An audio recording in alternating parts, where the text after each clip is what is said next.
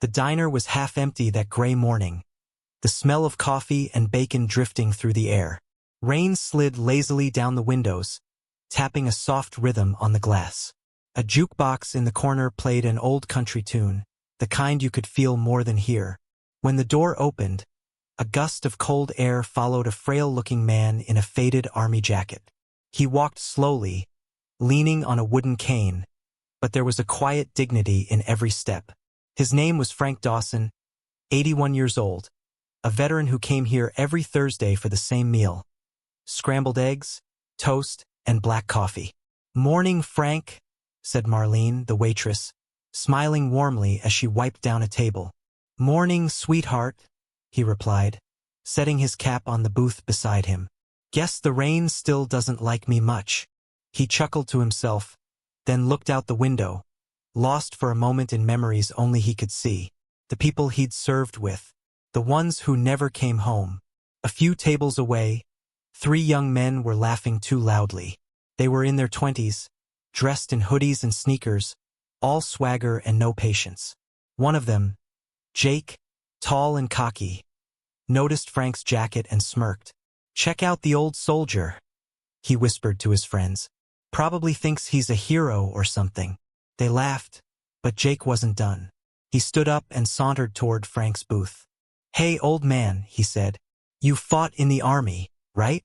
Frank looked up, his expression calm. "That's right." Jake crossed his arms. "And what good did it do? You guys fought wars, but look around, nothing's better. You just wasted your time."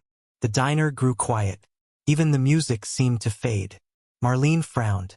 "Jake, sit down." "That's enough." Jake ignored her. "Come on, Grandpa. Tell me one thing you actually did that mattered." Frank's voice was soft, almost gentle. "I helped bring my men home.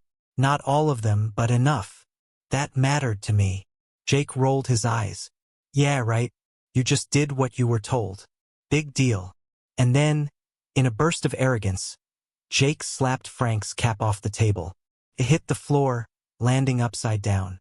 The words "Vietnam veteran" stared back at everyone like a silent witness.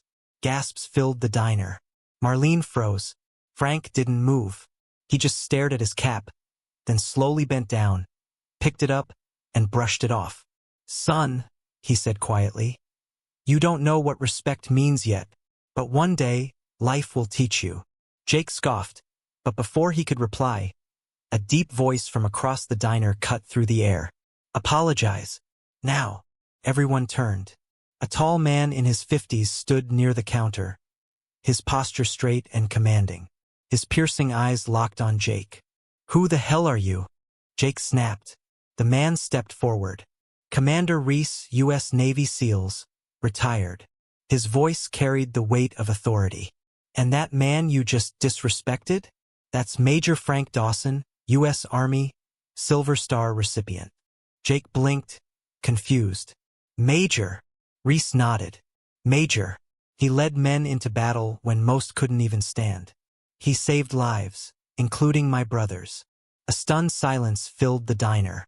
Jake's friends looked away, their faces pale.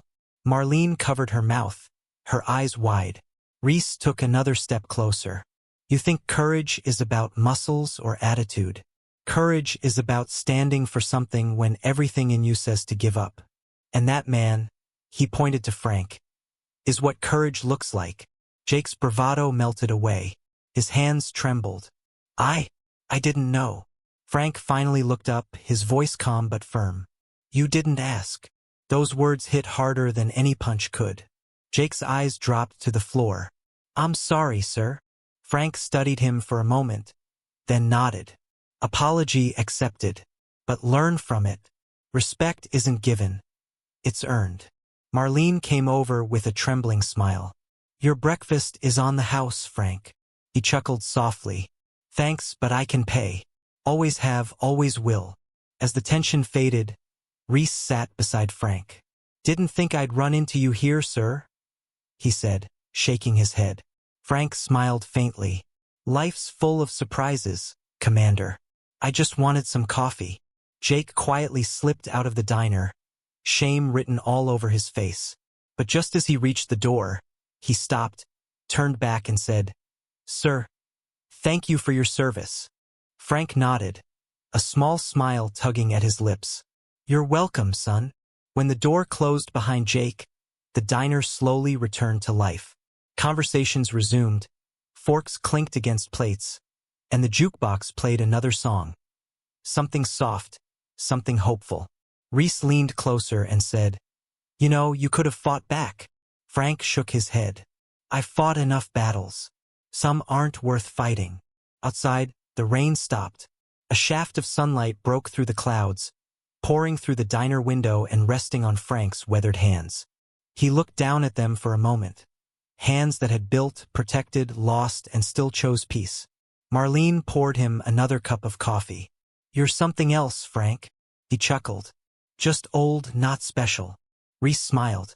"You're wrong about that." A few minutes later, as Frank got up to leave, the entire diner seemed to pause. People watched him quietly, respectfully. Some nodded. A few even stood. It wasn't about his rank or the medals he'd earned.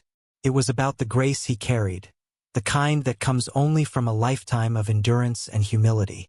As Frank reached the door, he found Jake standing outside, waiting. The young man held a small folded flag, his grandfather's.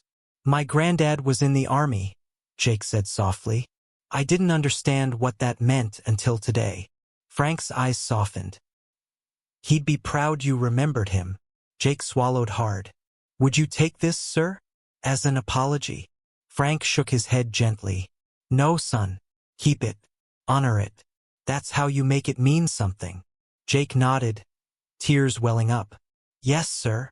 Frank smiled, patted his shoulder, and stepped out into the sunlight. The world outside looked brighter somehow. The storm had passed, leaving the air clean, the sky wide open. Inside the diner, Marlene wiped her eyes. "You see that?" she whispered to Reese. He nodded. "Yeah, that's what real strength looks like." The two watched as Frank crossed the street, the light catching the words on his cap. Vietnam veteran. People passed him without knowing who he was, but those in the diner, they'd never forget. The moral of the story? Respect doesn't come from fear or authority, it comes from understanding. The quiet strength of those who've endured more than we'll ever know deserves more than silence. It deserves gratitude. So next time you see an old veteran, don't just walk by. Offer a smile. Say thank you. Because behind every wrinkle, behind every faded uniform, there's a story of sacrifice, love, and unwavering courage. And if this story touched your heart, share it. Let others remember that kindness, respect, and gratitude never go out of style. Like this video, leave your thoughts in the comments, and subscribe for more stories that remind us what truly matters: humanity and the quiet heroes who still walk among us.